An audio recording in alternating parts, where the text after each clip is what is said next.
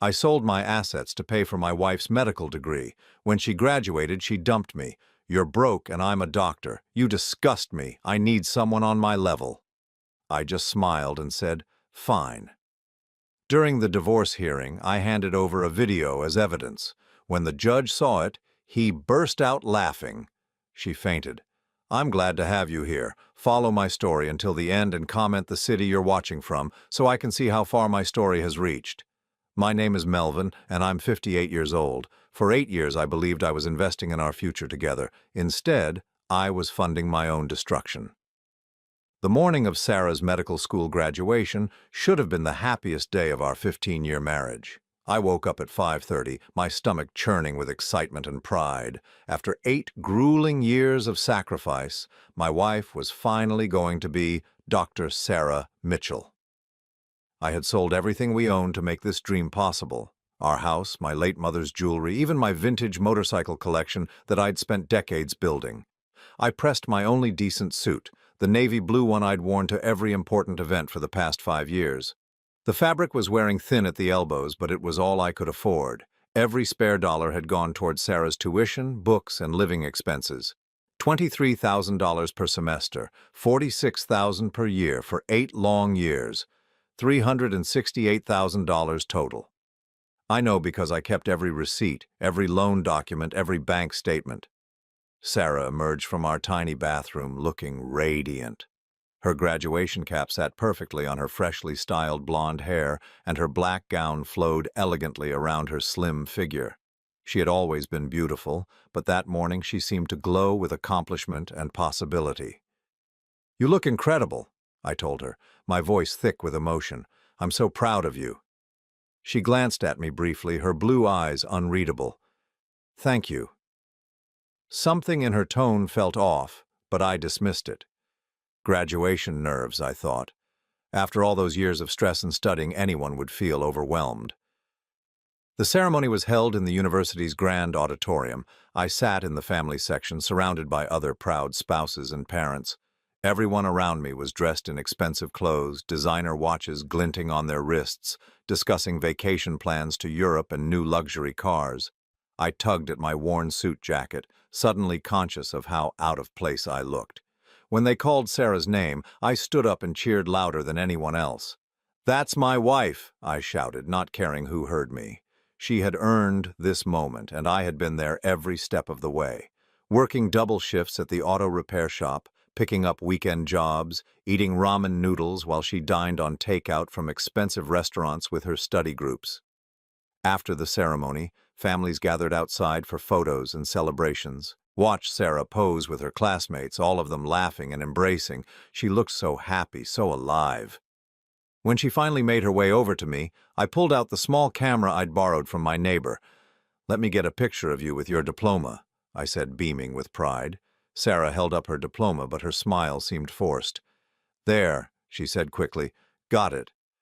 "Wait, let me take a few more. This is such an important moment." "Melvin, that's enough." Her voice was sharp, cutting through the celebratory atmosphere around us. I lowered the camera, confused by her sudden coldness. "Sarah, what's wrong? You should be celebrating. We did it. You're finally a doctor." She stared at me for a long moment, her expression shifting from forced pleasantness to something I'd never seen before. Disgust. "We," she said, her voice dripping with disdain.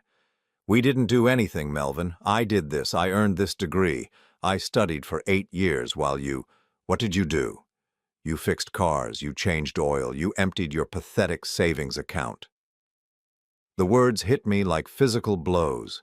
Around us, other families continued their joyful celebrations, but our little corner of the courtyard had become a bubble of devastating silence. "Sarah, I don't understand. We're a team. We've always been a team." She laughed, but it was cold and bitter. "A team? Look at yourself, Melvin. Really look. You're wearing a suit that's older than some of my classmates. Your hands are permanently stained with grease. You smell like motor oil even after you shower." My face burned with shame and confusion. "I worked hard to support us.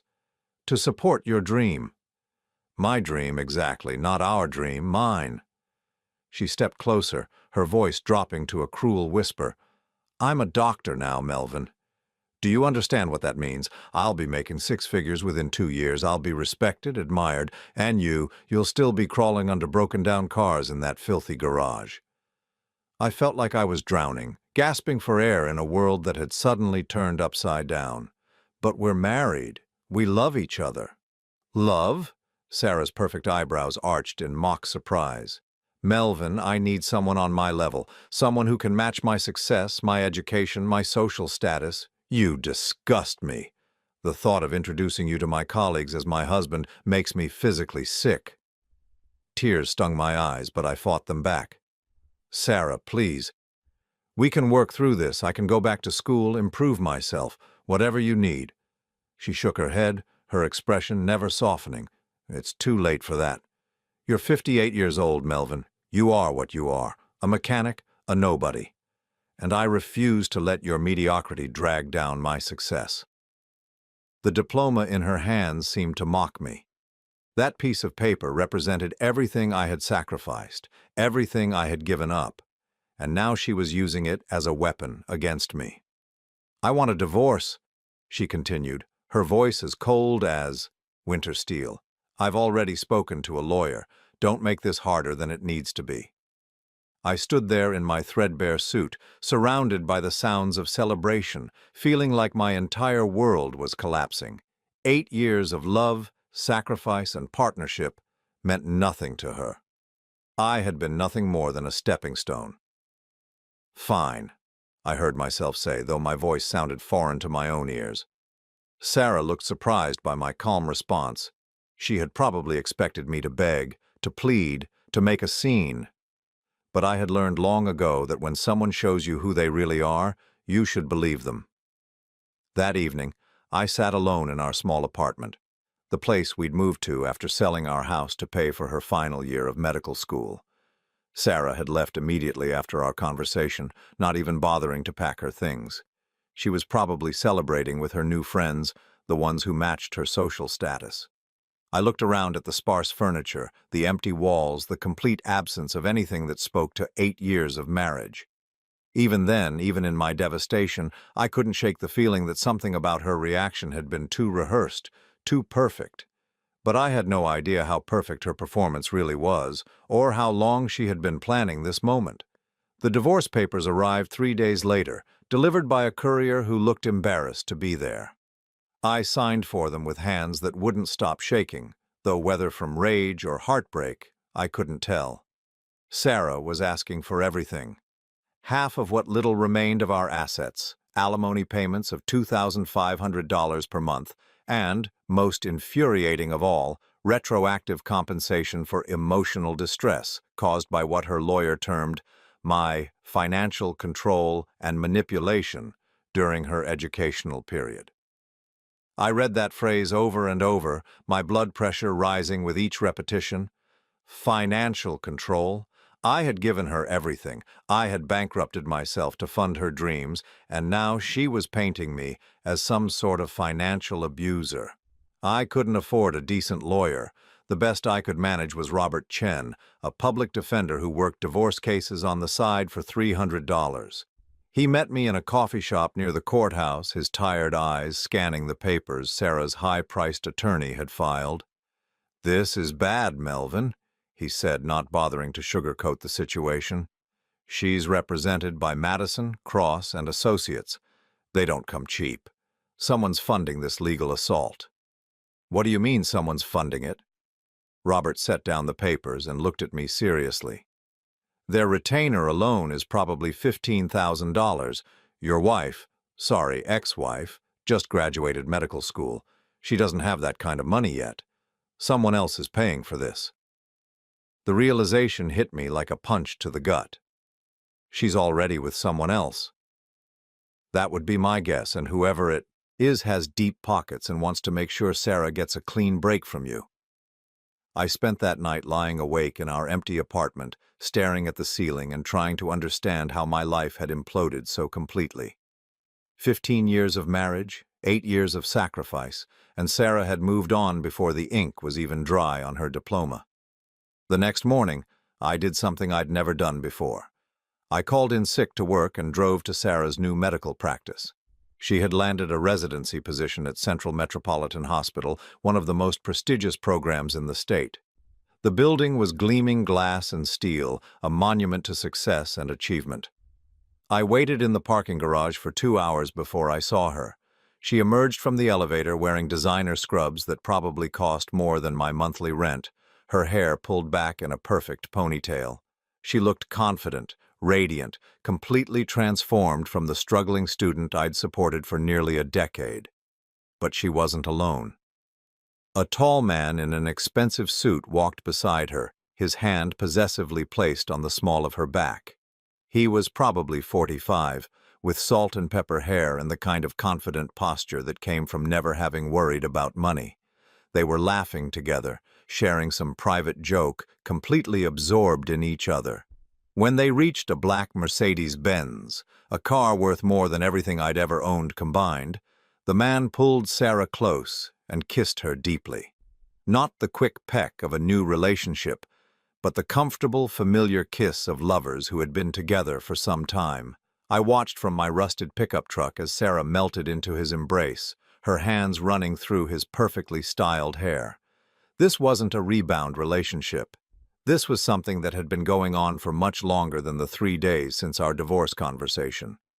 The man opened the passenger door for her with the practiced courtesy of someone who had been doing it for months, maybe years. As Sarah settled into the leather seat, I caught a glimpse of her face.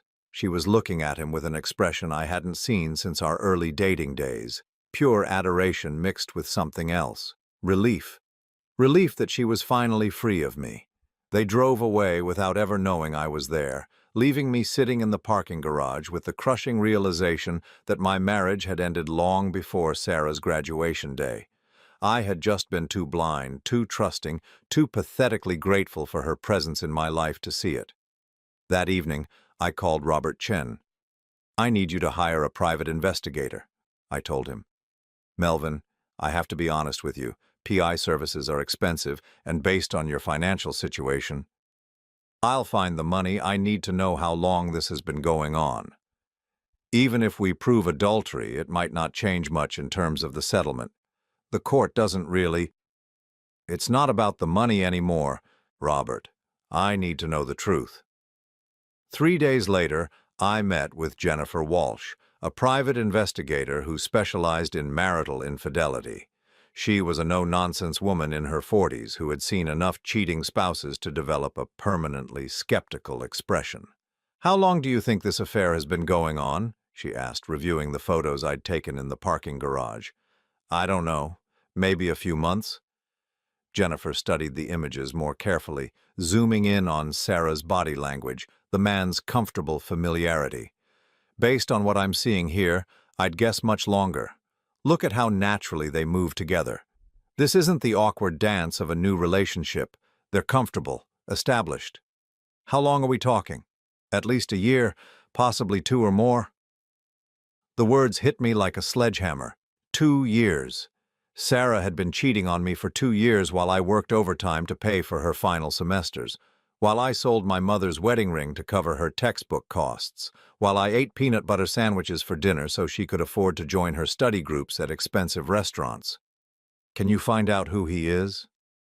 "Already working on it. The Mercedes is registered to Dr. Marcus Whitfield. He's a cardiovascular surgeon at the same hospital where your wife is doing her residency.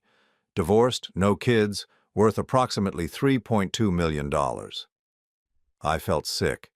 Sarah hadn't just found a replacement for me, she had found my complete opposite. Where I fixed cars, he performed heart surgery. Where I struggled to pay bills, he owned multiple investment properties. Where I offered her 8 years of sacrifice and devotion, he offered her the lifestyle she'd always believed she deserved. "There's something else," Jennifer continued. "Dr. Whitfield's divorce was finalized 18 months ago. His ex-wife cited adultery in the filing. So he's done this before. It appears so, and based on the timeline, your wife Sarah was likely involved in the end of his previous marriage." The pieces were falling into place, creating a picture so ugly I could barely stand to look at it. Sarah hadn't just betrayed me. She had participated in destroying someone else's family. She was the other woman who had helped break up a marriage, and now she was leaving me for the same man. I want to know everything, I told Jennifer. Where they go, what they do, how long this has been happening. I want documentation of everything. That's going to cost you. I'll pay whatever it takes. I left Jennifer's office feeling like I was walking through a nightmare. The woman I had loved for 15 years, the woman I had sacrificed everything to support, was not just unfaithful. She was calculating and cruel beyond anything I had imagined. But I still had no idea just how calculating she really was. 2 weeks into Jennifer's investigation, I found myself doing something I'd never imagined, becoming a detective in my own life.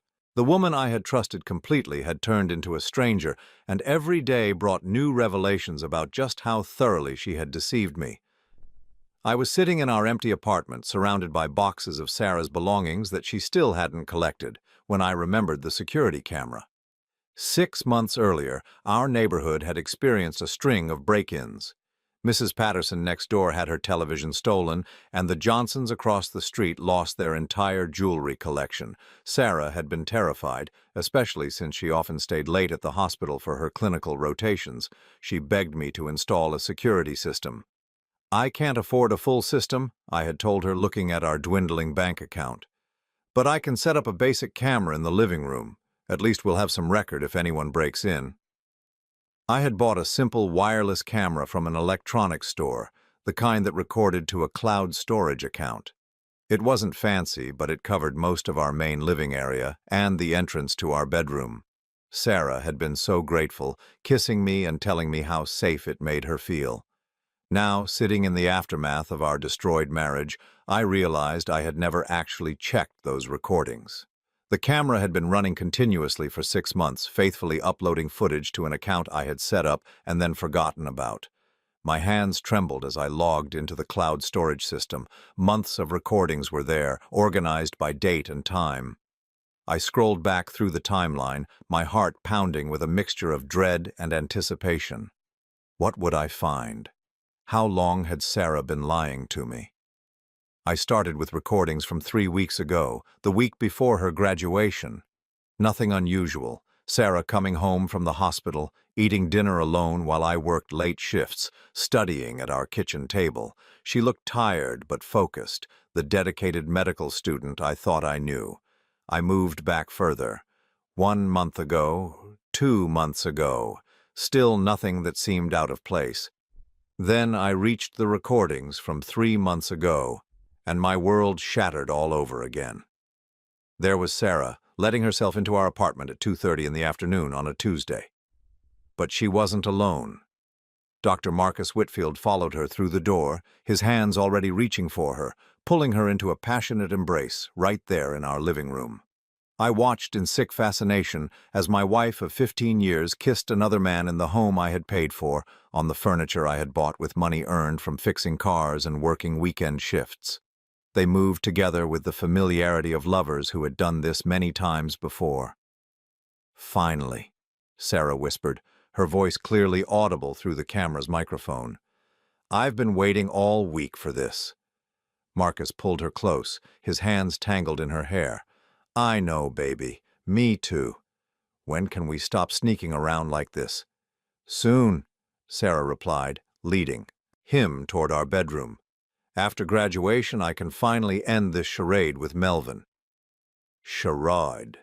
She called our marriage a charade. I fast-forwarded through the next hour, unable to watch what happened in our bedroom, but seeing them emerge later, disheveled and satisfied.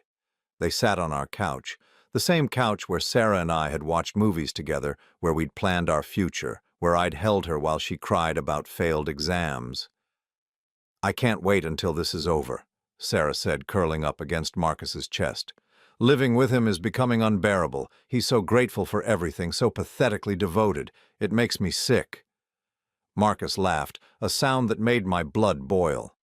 "You've done an amazing job, though. 8 years of playing the devoted wife while he funded your entire education. That's some serious long-term planning."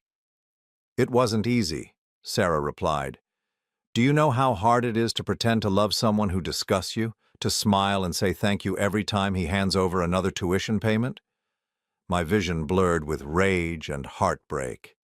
8 years. She had been pretending for 8 years. "What are you going to tell him?" Marcus asked. "The truth, but not the whole truth," Sarah said with a cruel smile. "I'll tell him I need someone on my level, someone successful. I'll make it sound like I've outgrown him. He's so insecure about his education and social status that he'll believe it completely. And if he fights the divorce, he won't. Melvin's not a fighter, he's a people pleaser. He'll just accept it and move on. Besides, by the time this is over, he'll be so broken that he won't have the energy to fight anything." I paused the video, my entire body shaking with fury. They were discussing my destruction like it was a business plan, calculating every detail of how to hurt me most efficiently. But I forced myself to keep watching. I needed to see everything. "Have you thought about what you're going to do with the house?" Marcus asked. "What house?" "We sold it 2 years ago to pay for my tuition." "Right, I forgot. Good thing, too. It would have complicated the divorce." Sarah laughed. "Melvin doesn't even know how perfectly this worked out. By the time I'm done with him, he'll have nothing left to fight for. No house, no savings, no assets, just his pathetic little apartment and his mechanic job." "You're brilliant," Marcus said, kissing her forehead. "Cold, but brilliant." "I learned from watching his ex-wife take you for everything you were worth," Sarah replied. "I'm not making that mistake. When I leave Melvin, I'm taking whatever little he has left, and I'm making sure he can't come after me for anything." I scrolled back further through the recordings, my horror growing with each discovery. The affair had been going on for over 2 years. 2 years of Sarah bringing Marcus into our home while I worked double shifts to pay her tuition. 2 years of them laughing at my expense, planning my downfall, treating me like a fool who deserved to be used and discarded. In one recording from 18 months ago, I watched Sarah and Marcus making love on our kitchen table while discussing how to manipulate me into selling my mother's jewelry. Sarah had come home that night and cried about how stressed she was about upcoming exams, how she needed new textbooks and equipment. I had held her and promised to find the money somehow, never knowing that her tears were fake and her stress was manufactured. In another recording from 8 months ago, Sarah was on the phone with someone, probably a lawyer, discussing divorce strategy while Marcus massaged her shoulders. "I need to make sure I can prove emotional distress," she was saying. "Maybe financial abuse.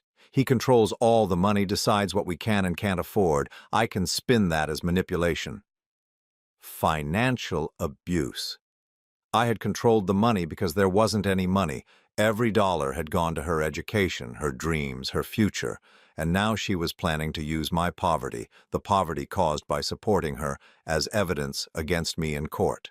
The most devastating recording was from just 6 weeks ago.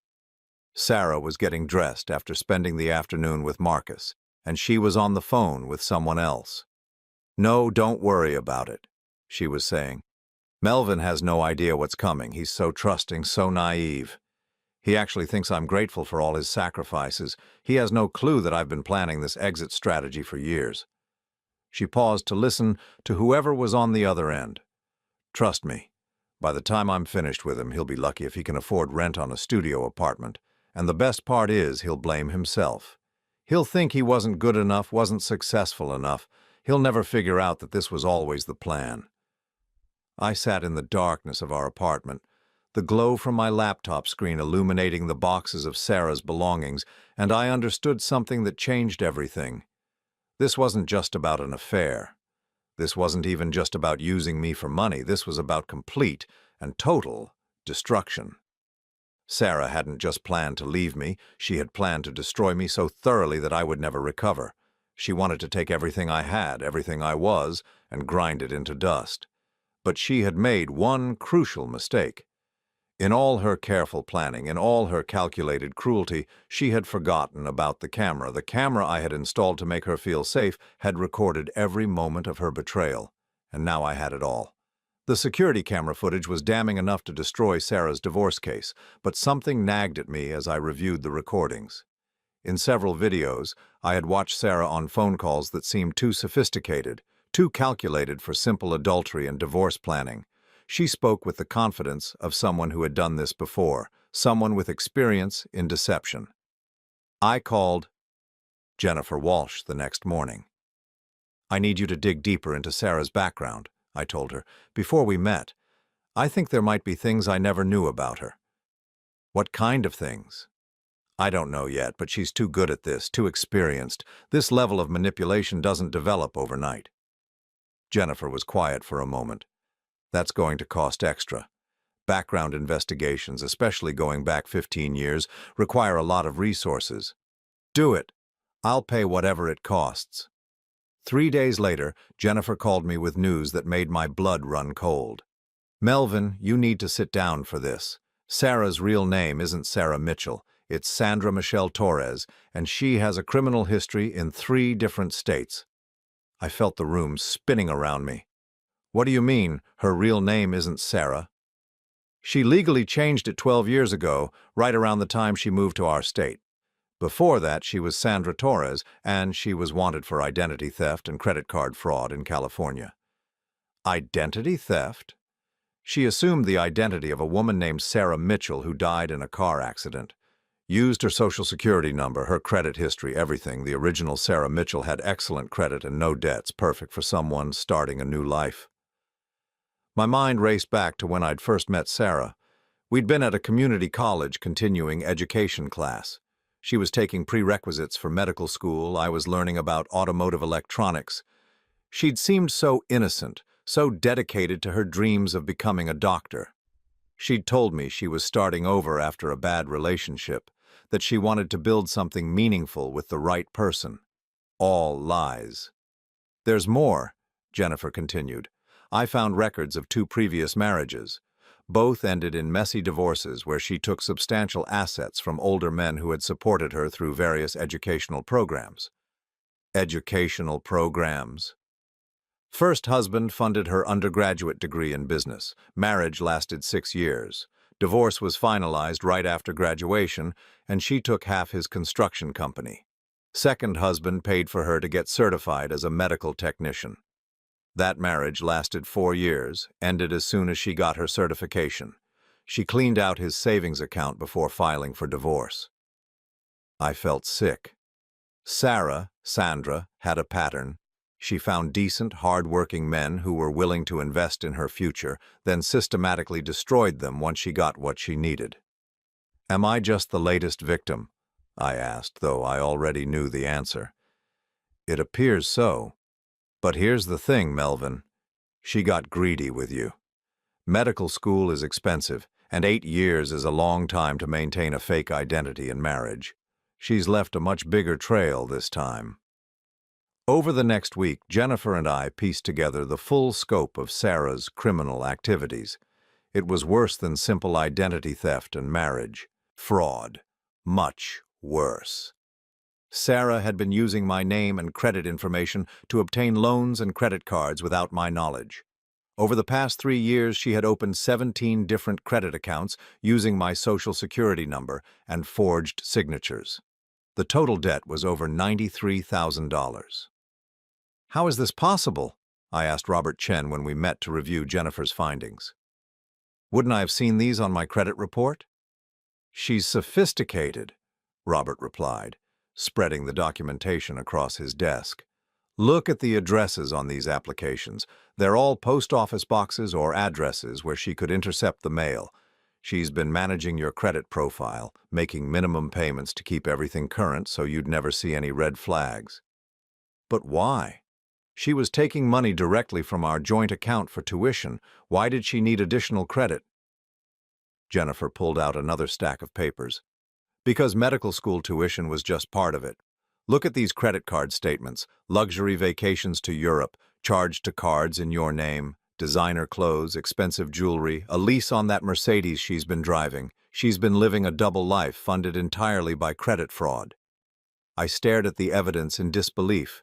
The Mercedes I'd seen her driving with Marcus wasn't his. It was leased under my name with my credit. The designer clothes, the expensive dinners, the lavish lifestyle she'd been living with her lover, I had been paying for all of it without even knowing it. "There's something else," Jennifer said, her voice grim. "The life insurance policy." "What life insurance policy?" Robert pulled out another document. Sarah took out a $500,000 life insurance policy on you 18 months ago. You're listed as the primary insured. She's the beneficiary. My hands went numb. I never signed anything like that. Your signature is on the application, Jennifer said. But based on the handwriting analysis I had done, it's forged. She's been practicing your signature for years. Look at these examples. She showed me pages of documents where my signature had been forged. Loan applications, credit card agreements, the life insurance policy. Sarah had been methodically stealing my identity for years, building toward something much bigger than a simple divorce. You think she was planning to kill me? I think she was planning for you to die, Robert said carefully. Maybe suicide, maybe an accident. But with the level of debt she's accumulated in your name, plus the emotional devastation of the divorce, it wouldn't be hard to make your death look like the result of depression and financial stress. The room felt like it was closing in on me. Sarah hadn't just been planning to leave me, she had been planning my death. The life insurance policy, the crushing debt, the systematic destruction of my credit and savings. She was setting up a scenario where my death would solve all her problems and make her wealthy. We need to go to the police, I said. We will, Robert replied, but first we need to document everything. Jennifer, I want you to compile every piece of evidence we have. Credit fraud, identity theft, forgery, insurance fraud. We're going to bury her. What about the divorce proceedings? I asked. Robert smiled for the first time since I'd met him. Oh, that's going to be very interesting. Sarah's lawyer thinks they're dealing with a simple case of a wife outgrowing her blue-collar husband. They have no idea they're representing someone who's committed multiple felonies against her own spouse. Over the next 2 weeks, we built an airtight case against Sarah. Jennifer traced her activities back years, documenting every forged signature, every fraudulent account, every crime she'd committed using my identity. We found evidence of tax fraud, mail fraud, and conspiracy. The financial crimes alone carried a potential sentence of 15 to 20 years in federal prison. But I wanted to see her face when she realized her perfect plan had fallen apart. I wanted her to understand that the man she thought was too stupid and trusting to fight back had outsmarted her completely. The court date for our divorce hearing was set for the following Thursday. Sarah's lawyer had filed additional motions demanding immediate alimony payments and requesting that I be held in contempt for hiding assets. Assets that didn't exist because Sarah had stolen them through credit fraud. She was so confident in her strategy that she'd never considered the possibility that I might discover the truth. In her mind, I was still the naive mechanic who would accept whatever story she fed me. She had no idea that I'd been recording our conversations since discovering the camera footage. She didn't know that I'd documented every forged signature and fraudulent account. She couldn't imagine that her perfect victim had turned into her worst nightmare. But she was about to find out. The morning of our divorce hearing, I woke up at 5:30 with a strange sense of calm. For the first time in months, I wasn't the victim anymore. I was walking into that courtroom with enough evidence to send Sarah to prison for decades. I dressed carefully in my best suit, the same threadbare navy one I'd worn to her graduation, but this time it felt like armor. In my briefcase, I carried copies of every document Jennifer had uncovered, every forged signature, every fraudulent account. Most importantly, I carried a USB drive containing the security camera footage that would destroy Sarah's carefully constructed lies. Robert Chen met me outside the courthouse steps. Despite his usual pessimistic demeanor, he seemed energized, almost excited. "Are you ready for this?" he asked. "I've been ready for months." "Remember, let me do most of the talking. We want to spring this evidence at exactly the right moment. Sarah's lawyer is going to present their case first, painting you as a controlling, financially abusive husband. Let them dig their own grave." We walked into the courtroom together. It was smaller than I'd expected, with just a few rows of wooden benches and fluorescent lighting that made everything look harsh and institutional. Sarah was already there, sitting at a table with her high-priced attorney, Margaret Cross. She looked stunning in a tailored black suit that probably cost more than I made in a month, her blonde hair pulled back in a sophisticated bun. She appeared confident, composed, every inch the successful doctor who had outgrown her blue-collar husband. When our eyes met across the courtroom, she gave me a small, pitying smile that made my blood boil. Even now, even in the middle of destroying my life, she thought I was too pathetic to be a real threat. Dr. Marcus Whitfield sat in the gallery behind Sarah, offering her silent support. He wore an expensive charcoal suit and gold watch, radiating the kind of success and sophistication that Sarah had always craved. Looking at them together, I could see why she thought she'd won. They were the perfect power couple, and I was just the obstacle that needed to be cleared away. Judge Patricia Morrison entered the courtroom, and we all stood. She was a stern-looking woman in her 60s, with gray hair and sharp eyes that seemed to miss nothing. Robert had told me she was known for her no-nonsense approach to divorce cases and her particular hatred of fraud and deception. "Please be seated," Judge Morrison said, settling behind her bench. "This is the matter of Mitchell versus Mitchell. Are both parties ready to proceed?" Margaret Cross stood up first. "Your Honor, we are ready to present our case on behalf of Dr. Sarah Mitchell." The title stung, but I kept my expression neutral. Dr. Sarah Mitchell, the woman who had stolen her name from a dead person and was now stealing my life. "Your Honor," Margaret began, "my client is a newly graduated physician who has endured 8 years of financial control and emotional manipulation at the hands of her husband. Despite earning her medical degree through her own hard work and determination, Mr. Mitchell has systematically isolated her from financial independence and social advancement." I watched Sarah nod sadly at appropriate moments, playing the role of the abused wife perfectly. She dabbed at her eyes with a tissue when Margaret described how I had forced her to live in poverty while pursuing her education and restricted her access to social opportunities that would have advanced her career.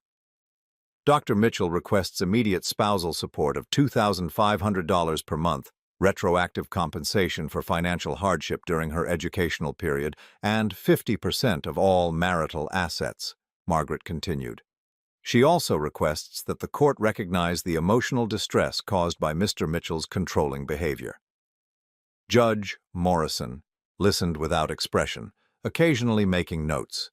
When Margaret finished, she turned to Robert. "Mr. Chen, how does your client respond to these allegations?" Robert stood up slowly, and I could see the hint of a smile playing at the corners of his mouth. "Your Honor, my client categorically denies all allegations of abuse, control, or manipulation. In fact, we have evidence that will show the court that Dr. Mitchell has been the victim of an elaborate fraud perpetrated by his wife over the course of several years." Sarah's confident expression flickered for just a moment. Margaret Cross frowned, clearly not expecting this direction. "Furthermore," Robert continued, "we have evidence that Mrs. Mitchell has committed multiple felonies, including identity theft, credit fraud, forgery, and conspiracy to commit insurance fraud. We request permission to present this evidence to the court." The courtroom went dead silent. Sarah's face had gone pale, and I saw her hand tremble as she reached for her water glass. Marcus leaned forward in his seat, his confident posture suddenly uncertain. Judge Morrison's eyebrows rose. "Those are serious allegations, Mr. Chen. I hope you have substantial evidence to support them." "We do, Your Honor. With the court's permission, I'd like to present our first piece of evidence." Robert walked to the evidence table and picked up a manila folder. "Your Honor, these are financial records showing that Mrs. Mitchell has opened 17 credit accounts using Mr. Mitchell's Social Security number and forged signatures. The total fraudulent debt exceeds $93,000. He handed copies to the judge and to Margaret Cross. Sarah's lawyer began flipping through the pages, her expression growing more alarmed with each document. "Your Honor," Margaret said, standing quickly, "we object to this line of questioning. These allegations have nothing to do with the dissolution of the marriage." "On the contrary," Robert replied, "they have everything to do with it. Mrs. Mitchell is requesting spousal support and asset division based on claims of financial hardship. These documents prove that she has been living a secret life of luxury funded by credit fraud committed against her own husband." Judge Morrison studied the documents carefully. "Mr. Chen, how did you obtain these records?" "Through a licensed private investigator, Your Honor. All evidence was obtained legally through public records and credit reporting agencies. Your Honor, Margaret interjected, without proper authentication, these documents are— I have authentication, Robert interrupted. Jennifer Walsh, the private investigator, is prepared to testify. We also have handwriting analysis confirming that all signatures on these documents are forgeries. Sarah was staring at the table now, her hands clenched in her lap. She finally understood that her perfect plan was collapsing around her. There's more, Your Honor, Robert said. We have evidence that Mrs. Mitchell has been using a stolen identity for over 12 years. Her real name is Sandra Michelle Torres, and she has a criminal history in multiple states. The courtroom erupted. Margaret Cross shot to her feet, demanding objections. Sarah made a small, choking sound and grabbed Marcus's hand. Judge Morrison banged her gavel. Order! Mr. Chen, you will present this evidence methodically and properly, or I will hold you in contempt. Yes, Your Honor. Robert returned to our table and picked up the USB drive. Your Honor, I have video evidence that will clarify the true nature of this marriage and Mrs. Mitchell's intentions. Sarah's eyes went wide with horror. She knew about the security camera, but she'd forgotten it in her panic over the other evidence. Video evidence? Judge Morrison asked. Yes, Your Honor. Security camera footage from the couple's residence covering the past 6 months. This footage shows Mrs. Mitchell engaged in an extramarital affair and discussing her plans to defraud Mr. Mitchell. Your Honor, Margaret said desperately, this is a clear invasion of privacy. The camera was installed in the common areas of Mr. Mitchell's own residence with his wife's knowledge and consent, Robert replied smoothly. Mrs. Mitchell actually requested the security system. Judge Morrison considered this for a moment. I'll allow it. Bailiff, please set up the video equipment. As the court technician prepared to play the footage, I watched Sarah's face transform from confidence to panic to desperation. She leaned over to whisper frantically to Margaret, who looked like she was ready to run from the courtroom. The first video clip began playing on the courtroom's large monitor. There was Sarah, clear as day, letting Marcus into our apartment and falling into his arms. I've been waiting all week for this, her recorded voice said. The sound quality was perfect. Every word, every laugh, every cruel comment about me was crystal clear. I watched Judge Morrison's expression grow progressively darker as she listened to Sarah and Marcus discuss their plans for my destruction. When can we stop sneaking around like this? Marcus's voice filled the courtroom. After graduation, I can finally end this charade with Melvin, Sarah replied. Judge Morrison paused the video. Charade? Robert nodded grimly. Yes, Your Honor. As you'll see in the remaining footage, Mrs. Mitchell refers to her marriage as a charade multiple times. She discusses her plans to take everything from Mr. Mitchell and leave him with nothing. The judge resumed the video. We all listened as Sarah described me as pathetically devoted and expressed her disgust at having to pretend to love me. When the clip reached the part where Sarah and Marcus discussed my future poverty and emotional destruction, Judge Morrison's face was like stone. This is enough, she said, stopping the video. Mr. Chen, how much more of this do you have? Hours, Your Honor. 6 months of similar conversations detailing Mrs. Mitchell's fraud and her plans to destroy my client financially and emotionally. Judge Morrison turned to Margaret Cross. Counselor, does your client have anything to say about this evidence? Margaret looked like she wanted to disappear. She glanced at Sarah, who was now crying real tears for the first time in our entire relationship. Your Honor, we request a recess to consult with our client. Denied. Judge Morrison's voice was ice cold. Mrs. Mitchell, you will stand and address this court. Sarah stood on trembling legs, her perfect composure completely shattered. Mrs. Mitchell, or should I say Ms. Torres, Judge Morrison continued, you have committed perjury in my courtroom. You have filed fraudulent claims against your husband, and based on the evidence presented, you have committed multiple felonies. Sarah opened her mouth to speak, but only a strangled sob came out. Judge Morrison looked at her with pure disgust. In 30 years on this bench, I have never seen such a calculated, malicious destruction of a marriage. You are a predator, Ms. Torres. You have systematically destroyed a man who gave you everything. The judge turned to me. Mr. Mitchell, I am dismissing all claims against you. Furthermore, I am ordering a full restitution investigation. You will receive compensation for every dollar stolen through fraudulent accounts. Sarah swayed on her feet and had to grab the table for support. Bailiff, Judge Morrison continued, please contact the district attorney's office. I want criminal charges filed immediately. At that moment, Sarah's legs gave out completely. She collapsed to the floor as Margaret Cross rushed to help her.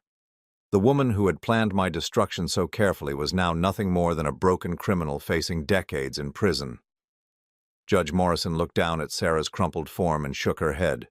Court is adjourned. As the bailiff began making calls to the prosecutor's office, I sat in my chair, feeling lighter than I had in years. The woman who had called me disgusting and pathetic was now unconscious on the courtroom floor, and I was finally free. 6 months after the courtroom collapse that ended Sarah's reign of deception, I stood in the living room of my new house, watching the morning sun stream through windows that actually belonged to me. For the first time in 8 years, I owned something real, something that couldn't be taken away by lies or manipulation. The house wasn't large or fancy, but it was mine. 3 bedrooms, 2 bathrooms, a small garage where I could work on cars again. I'd bought it with the restitution money from Sarah's criminal conviction, plus the settlement from the life insurance company that had been defrauded. After years of poverty and sacrifice, I finally had financial security. The criminal trial had been swift and decisive. Once the FBI began investigating Sarah's activities, they uncovered a pattern of fraud spanning over 15 years and multiple states. Sandra Michelle Torres, as she was now legally known again, had defrauded 7 different men out of a combined total of over $600,000. I wasn't her first victim, just her most profitable one. The day of her sentencing, I sat in the courthouse gallery and watched as the judge handed down 12 years in federal prison. Sarah had tried to plea bargain, offering to testify against Marcus Whitfield in exchange for a reduced sentence. But the prosecutor wasn't interested in deals. The evidence was too overwhelming, the crimes too calculated. When the bailiff led her away in handcuffs, Sarah turned to look at me one last time. Her blonde hair had grown out to show dark roots, and the expensive clothes had been replaced with an orange jumpsuit. The beautiful, sophisticated woman who had called me disgusting was now nothing more than federal prisoner number 47,832, where she mouthed the words, "I'm sorry," as they led her away, but I felt nothing. No satisfaction, no anger, no pity. She had become irrelevant to my life. Dr. Marcus Whitfield faced his own reckoning when investigators discovered that he had known about Sarah's real identity and criminal history. He was charged as an accessory to fraud. The medical board revoked his license and he lost his position at the hospital. His $3.2 million net worth evaporated in legal fees and civil settlements. The irony wasn't lost on me. Sarah had destroyed her previous marriage to be with a man she thought represented success and security, only to destroy him as well. Her greed had consumed everything she touched. But the real revelation came 3 weeks after Sarah's sentencing, when Jennifer Walsh called me with news that changed everything.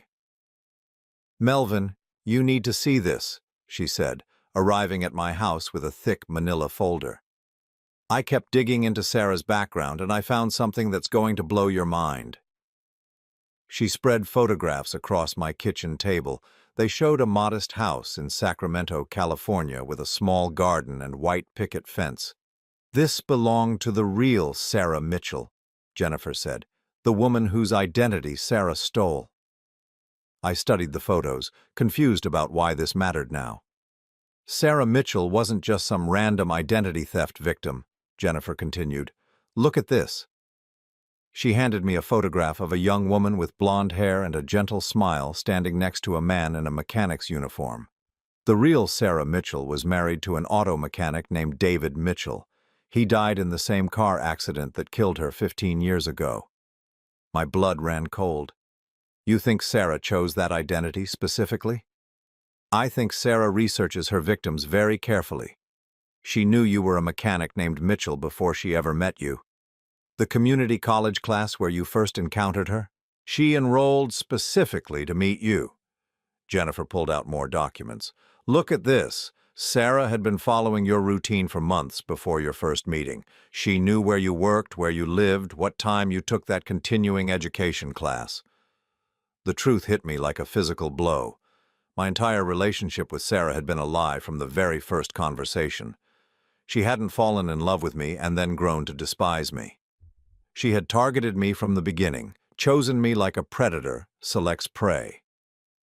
There's more, Jennifer said grimly. The real Sarah Mitchell inherited a substantial amount of money from her parents' estate, money that Sarah gained access to when she stole the identity. She's been living off that inheritance for years. How much money? $473,000, money that rightfully belonged to David Mitchell's surviving family members.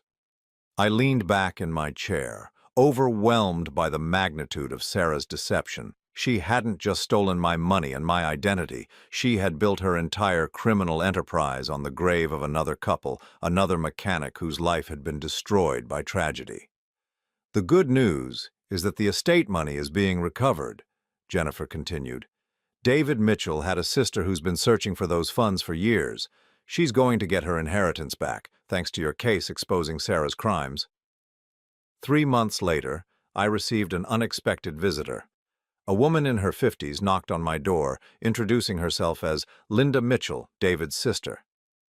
I wanted to thank you, she said, sitting in my living room with tears in her eyes. For 15 years I've been fighting to find out what happened to David and Sarah's estate. The police said it was lost in bureaucratic errors, but I knew someone had stolen it. I'm sorry it took so long, I said. I wish I had figured out what Sarah was doing sooner. Don't apologize, Linda replied firmly. You stopped her. That monster used my brother's name to destroy other families, and you put an end to it. She handed me a small photo album. These are pictures of David and Sarah, the real ones. They were good people who deserved better. I flipped through the photos, seeing a young couple who looked genuinely happy together. David Mitchell had my build and coloring, the same calloused hands of a working man. Sarah Mitchell had Sarah's blonde hair and blue eyes, but her smile was warm and real.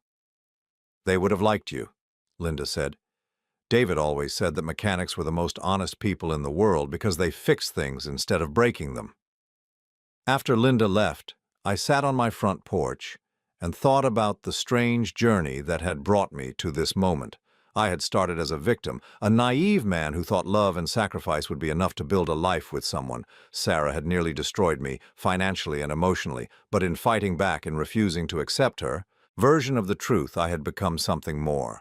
I had exposed a predator who had been destroying lives for over a decade.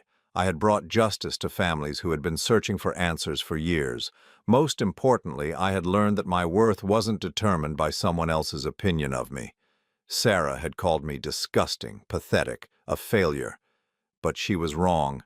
I was a survivor. 6 months later, I met Ellen at a classic car show. She was admiring a 1967 Mustang that I'd restored in my spare time, asking intelligent questions about the engine modifications. She worked as a nurse at the local hospital, drove a practical Honda Civic, and had never once asked me how much money I made.